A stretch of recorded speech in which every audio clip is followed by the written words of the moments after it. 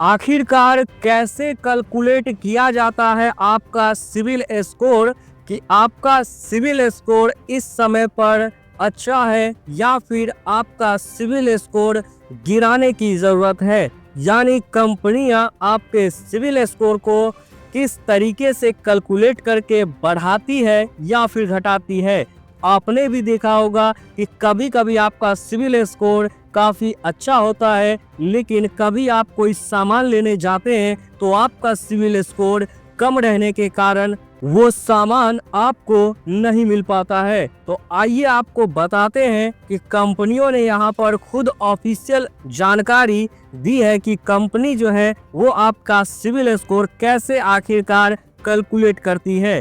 तो वीडियो को आखिर तक देखिएगा। चैनल पे पहली बार आए हैं तो चैनल को सब्सक्राइब कर लीजिएगा, वीडियो को लाइक करिएगा, क्योंकि इस चैनल पर आपको इम्पोर्टेंट जानकारी जो आपके काम की होती है वो और साथ ही साथ लेटेस्ट न्यूज़ अपडेट आपको सबसे पहले दी जाती है।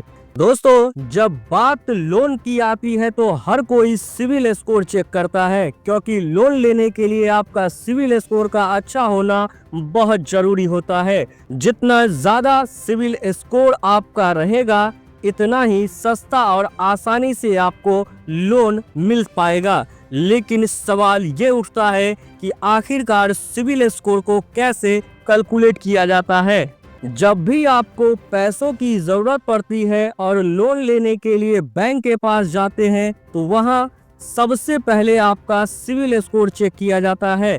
सिविल स्कोर को क्रेडिट स्कोर भी कहते हैं।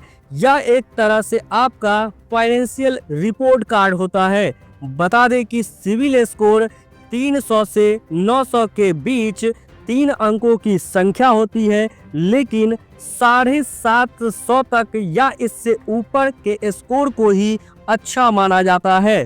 सिविल स्कोर को बिगाड़ना और सुधारना आपके हाथ में होता है। जी हाँ, बेहतर तरीके से ट्रांजैक्शन करके आप इसे बढ़ा सकते हैं, लेकिन इसके लिए आपको सबसे पहले यह जानने की ज़रूरत है कि आखिर सिविल स्कोर को कैलकुलेट कैसे किया जाता है।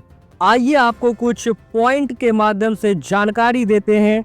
सबसे पहला जो पॉइंट है वो है पेमेंट हिस्ट्री चेक। जी हाँ, आपकी पेमेंट हिस्ट्री सिविल स्कोर के कैलकुलेशन में सबसे बड़ा रोल निभाती है।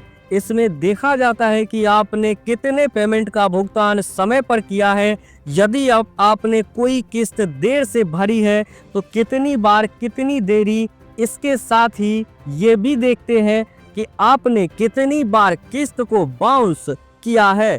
आपकी जानकारी के लिए बता दें कि इन सभी चीज़ों का सिविल स्कोर कैलकुलेशन में काफ़ी ज़्यादा प्रभाव पड़ता है। जी हाँ, इस प्रक्रिया में सिविल स्कोर पर लगभग 30% तक असर पड़ सकता है।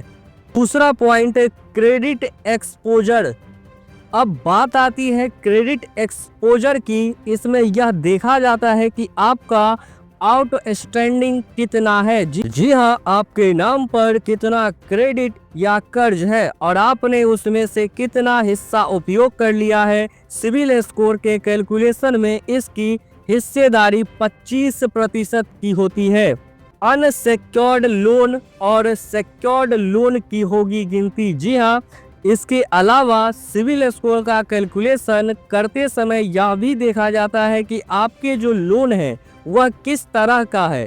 इसमें यह भी चेक किया जाता है कि कितने अनसेक्योर्ड लोन और कितने सेक्योर्ड लोन है। जितने अधिक सेक्योर्ड लोन है उतना ही आपका सिविल स्कोर अच्छा होता है। इसके साथ ही यह भी देखा जाता है कि उन लोन की अवधि क्या है। इन सभी चीज़ों का सिविल स्कोर की कैलकुलेशन पर 25% असर पड़ता है। यदि इसमें से कुछ भी गड़बड़ पाई जाती है तो आपका सिविल स्कोर डाउन हो जाता है।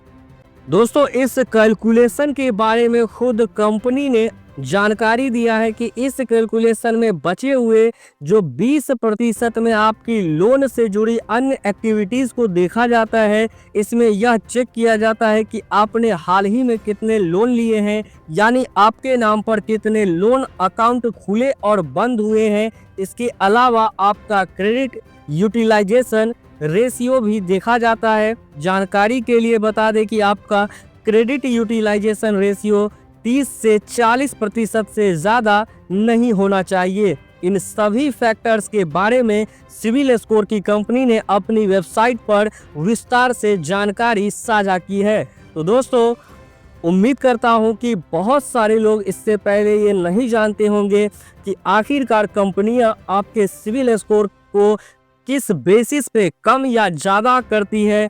तो वीडियो के नीचे कमेंट सेक्शन में कमेंट जरूर करिएगा कि आपको ये वीडियो कैसा लगा। साथ ही अपने दोस्तों के साथ भी वीडियो को शेयर जरूर करिएगा।